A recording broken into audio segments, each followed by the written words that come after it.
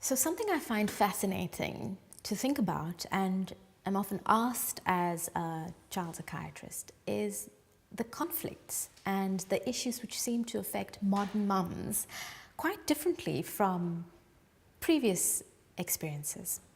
And so what is it to be a modern mum? So let's think about social media. Your entire experience of mothering at times is seen through a lens of a camera.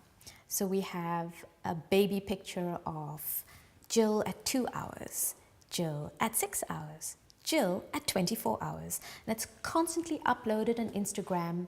Jill's mum then clicks on 10 tips to make sure Jill is brought up as a genius. And the question is, while we laugh about the frequency of our babies being exposed to social media, being portrayed on Facebook as these little geniuses, every milestone is recorded and broadcast, is it highlights an important feeling of inadequacy in other mums. Am I doing enough? Is my baby getting the right stimulation? Are the choices that I make right for my baby? Have I done something to detrimentally affect the baby going forward? The simple advice I would give would be to ask yourself, if it feels right, it probably is right. If it feels uncomfortable as a mum to lock your 10-month-old in a baby room with the doors closed, allowing them to scream their head off in the hope that you're training them to be good sleepers, and if it feels as if you are doing the most awful thing ever to this child, allowing them to languish in a corner of the room at 6 months because you don't want to let them be spoiled, it's probably wrong. It's something that a baby will sense as very distressing, will find extremely dysregulating, but at the same time we're bombarded with information from social media which says babies should be trained, babies should be regulated, babies learn through repetition. On the question of social media, we also need to be careful in terms of how we engage almost destructively in the concept of mummy guilting other mums.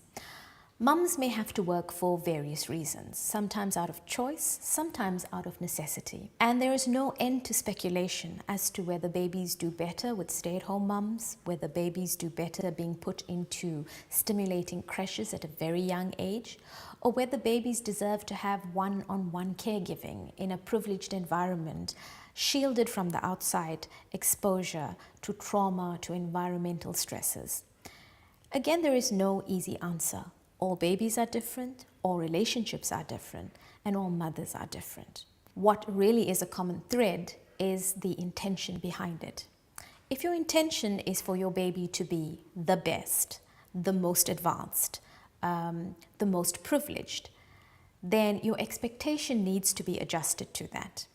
Most mothers want their babies to be well adjusted, to have an okay time in life, and to give them the best opportunity. We're often faced by criticisms, not from other people, but from other mothers.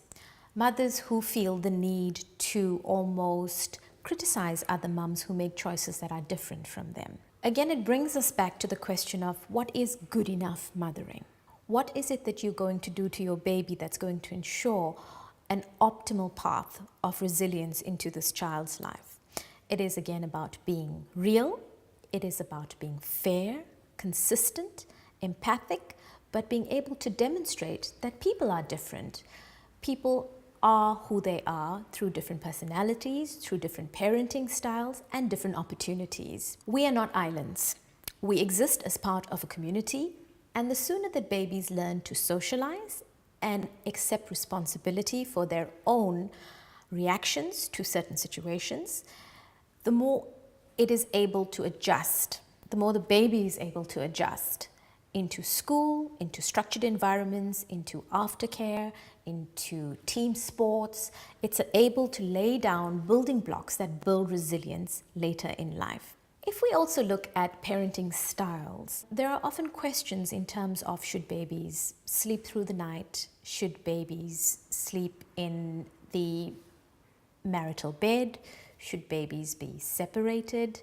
What is it that gives my baby the best start to life? And that really depends on culture, it depends on personal preference. Building a relationship with your baby and parenting a baby is not something to be done in isolation.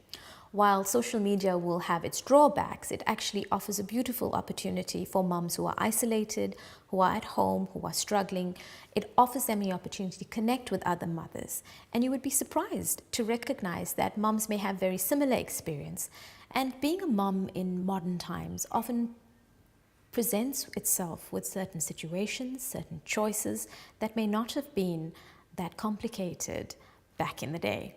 If we look at the choice between a cesarean section or a normal vaginal delivery, mums are fraught with guilt and anxiety over which is the better option. Do I have a choice? What if it's an emergency? And I think we need to help mums dispel the myth that one is necessarily superior to the other in terms of baby outcomes from an emotional perspective. While there are many medical reasons that doctors may promote natural vaginal delivery in terms of mortality and morbidity and good physical health outcomes for mums and babies, often mums may find themselves in a situation where it is inevitable that they need or require an emergency cesarean section.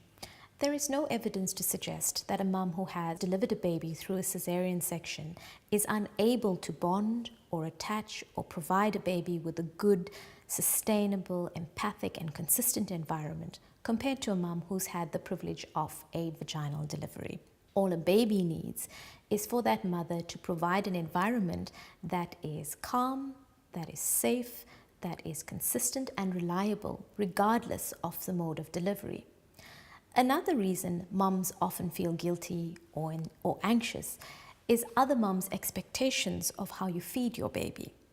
Many mums don't have the privilege of being able to successfully breastfeed for a number of reasons, which may be physical and out of the control of the breastfeeding mum. Once again, the principle to remember in terms of baby bonding, attachment and attunement is the relationship. A mum who is able to consistently be attuned to the baby. And what does that mean? It means connected in a physical, in a visceral way, through sound, through sensory sensations, through a mum being able to recognize and be responsive to the baby's needs. That is more important than whether a mum breastfeeds or whether a mum bottle feeds through circumstance. In summary, being a mum in a modern world presents itself with its unique challenges, one of which is being able to separate or being able to identify what forms of information is authentic, reliable, and verified. My advice would be is to trust the source once you're able to verify, authenticate, and make a decision that feels right, rather than be able to rely or be a slave to social media.